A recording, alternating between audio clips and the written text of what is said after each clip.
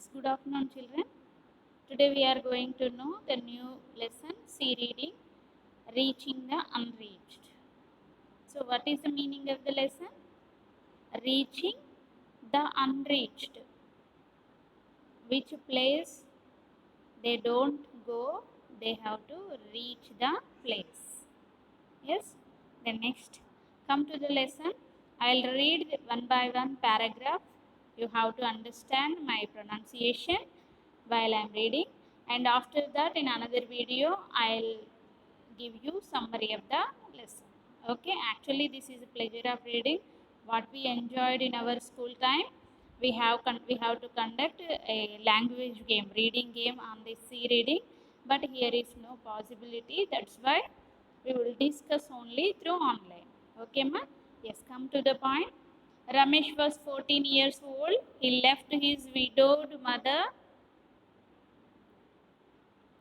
He left his widowed mother and three younger sisters back in Bihar. He took up a long travel of hundreds of miles to find a new future. He reached Hyderabad, one of the main cities in India. The next second paragraph. On reaching the city, he found that the streets were not paved with gold. Finding a job was not an easy task. Cursed by hunger, he joined a group of rag pickers. He started working early in the morning and toiled until late evening, only to earn a mere rupees 10 a day. Life was not a dream for him. The next third paragraph. Luckily, he got a helping hand from the child line when some rescuer called 1098 helpline. Ramesh is now one of the beneficiaries of Andhra Pradesh state-based project for the elimination of child labor. Many such children fall to similar fate due to domestic violence and abject poverty. One such example was Shanti, a 9-year-old kid.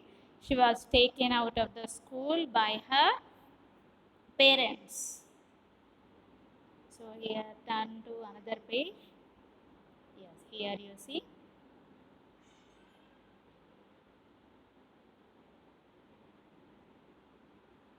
Parents and sent to Hyderabad to work in a middle class home. She suffered all day long, spending her energy on cooking, mopping, cleaning, and washing clothes. Worse was to come. The owners locked her up in a tiny room when they went out. She stayed alone, waiting for the day to pass. She recalled her memories with friends at school and she wept. The next paragraph. At a direct result of awareness campaigns, the neighbors informed the child labor child labor enforcement team. She was rescued and is now placed in a girls' transit home. Transit home means hostel. We know how many such unreached are waiting to be rescued. Child Rights and You. That means the organization name is CRY. Is an organization that believes that children are citizens. This paragraph. Children are citizens and they have their own rights. At CRY, they do not believe in charity, nor do they run schools or orphanages. Instead, they partner some basic level organizations working for children, their parents, and communities. CRY's role is that of a bridge between child developmental organizations and people working for marginalized children.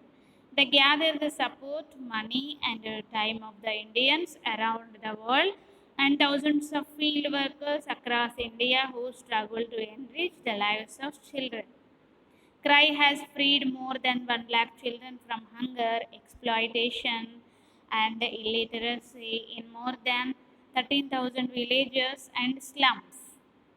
The organization has successfully prevented child labor in 648 villages across the nation and liberated 1,152 villages from child marriages. It also have 21,676 out of school children in its account who have now joined schools. These children are into their childhood with all due opportunities of life. The next here you have to observe in this box, save our soul. Save our soul. Here in this box, what are another organization? Let us see. SOS Children's Villages is an independent, non-governmental social development organization that provides family-based care for children in India. It advocates the concerns, rights, and needs of children. More than 6,000 children and young people live in 33 SOS children's villages and 27 SOS youth facilities in India. At SOS Children's Villages, the organizers believe that every child should grow up in a strong family environment, and so their work helps families to create a loving, caring home. Their work focuses on strengthening families, helping them to stay together during difficult times, and provide the best care possible to their children. The needs of a family can be varied. SOS Children's Village experts work with families to help them develop a wide range of skills from household budget planning, how to get a job and earn a living, to bonding with a child or a young person and learning to create a stable family life at home. Next on the page.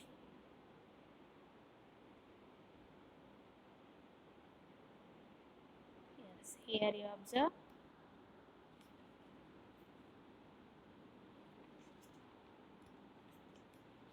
Sometimes, however, it is not possible for a child to stay in the family. In these cases, the organization works to find tailor-made solutions that respond to each situation, keeping the best interest of each child or young person in mind. SOS Children's Villages is the only organization of global impact that provides direct care to children who can no longer stay with their families. Finally, through advocacy, SOS Children's Villages aim to improve the overall framework conditions for children whose parents cannot take care of them or who are at the risk of losing the care of their families. Successful advocacy based on their experience as a practitioner brings about changes in policies and practices that weaken children's rights, lead to sustainable changes to improve the situation for children and families everywhere.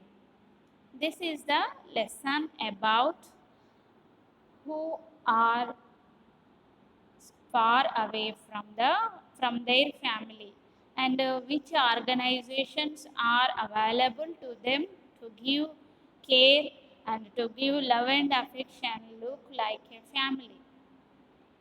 So this is about that lesson, and I'll give you the summary of the lesson in another video. I hope you all are understood the pronunciation of the lesson, and you also read loudly again and again and try to improve your reading skill. Okay, ma? Thank you.